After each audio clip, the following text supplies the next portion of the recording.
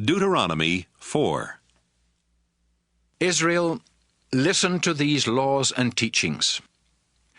If you obey them, you will live, and you will go in and take the land that the Lord is giving you.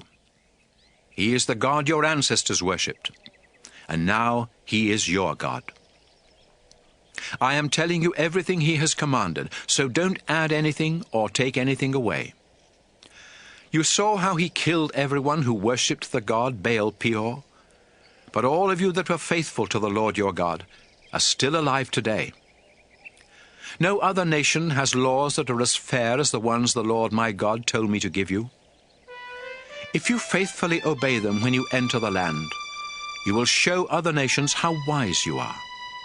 In fact, everyone that hears about your laws will say, "That great nation certainly is wise." And what makes us greater than other nations? We have a God who is close to us and answers our prayers.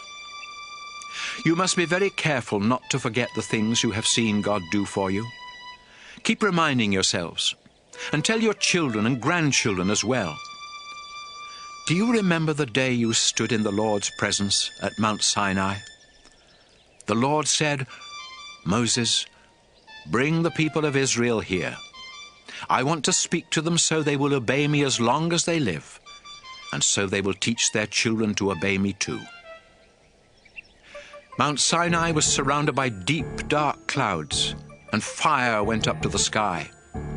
You came to the foot of the mountain, and the Lord spoke to you from the fire. You could hear Him and understand what He was saying, but you couldn't see Him. The Lord said He was making an agreement with you, and He told you that your part of the agreement is to obey the 10 Commandments. Then the Lord wrote these commandments on 2 flat stones. That's when the Lord commanded me to give you the laws and teachings you must obey in the land that you will conquer west of the Jordan River. When God spoke to you from the fire, He was invisible. So be careful not to commit the sin of worshipping idols. Don't make idols to be worshipped, whether they are shaped like men, women, animals, birds, reptiles, or fish. And when you see the sun or moon or stars, don't be tempted to bow down and worship them. The Lord put them there for all the other nations to worship. But you are the Lord's people, because He led you through fiery trials and rescued you from Egypt. The Lord was angry at me because of what you said, and He told me that He would not let me cross the Jordan River into the good land that He is giving you. So I must stay here and die on this side of the Jordan. But you will cross the river and take the land. Always remember the agreement that the Lord your God made with you, and don't make an idol in any shape or form. The Lord will be angry if you worship other gods, and He can be like a fire destroying everything in its path. Soon you will cross the Jordan River and settle down in the land. Then in the years to come you will have children, and they will give you grandchildren. After many years, you might lose your sense of right and wrong and make idols, even though the Lord your God hates them. So I am giving you fair warning today, and I call the earth and the sky as witnesses. If you ever make idols, the Lord will be angry, and you won't have long to live, because the Lord will let you be wiped out. Only a few of you will survive, and the Lord will force you to leave the land and will scatter you among the nations. There you will have to worship gods made of wood and stone, and these are nothing but idols that can't see or hear or eat or smell. In all of your troubles, you may finally decide that you want to worship only the Lord. And if you turn back to Him and obey Him completely, He will again be your God. The Lord your God will have mercy. He won't destroy you or desert you. The Lord will remember His promise, and He will keep the agreement He made with your ancestors. When the Lord your God brought you out of Egypt, you saw how He fought for you and showed His great power by performing terrifying miracles. You became His people, and at Mount Sinai you heard Him talking to you out of fiery flames.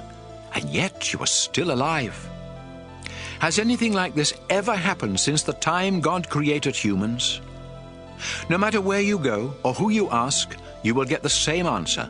No one has ever heard of another God even trying to do such things as the Lord your God has done for you. The Lord wants you to know He is the only true God, and He wants you to obey Him. That's why He let you see His mighty miracles and His fierce fire on earth, and why you heard His voice from that fire and from the sky. The Lord loved your ancestors and decided that you would be His people. So the Lord used His great power to bring you out of Egypt. Now you face other nations more powerful than you are, but the Lord has already started forcing them out of their land and giving it to you. So remember that the Lord is the only true God, whether in the sky above or on the earth below. Today I am explaining His laws and teachings, and if you always obey them, you and your descendants will live long and be successful in the land the Lord is giving you. Moses said, People of Israel, you must set aside the following 3 towns east of the Jordan River as safe towns: Bezer in the desert highlands, belonging to the Reuben tribe; Ramoth in Gilead, belonging to the Gad tribe; and Golan in Bashan, belonging to the Manasseh tribe. If you kill a neighbor without meaning to, and if you had not been angry with that person, you can run to one of these towns and find safety. The Israelites had come from Egypt and were camped east of the Jordan River near Beth Peor when Moses gave these laws and teachings. The land around their camp had once belonged to King Sihon of Heshbon. But Moses and the Israelites defeated him and King Og of Bashan and took their lands. These 2 Amorite kings had ruled the territory east of the Jordan River, from the town of Aroer on the edge of the Arnon River Gorge, north to Mount Hermon. Their land included the eastern side of the Jordan River Valley, as far south as the Dead Sea, below the slopes of Mount Pisgah.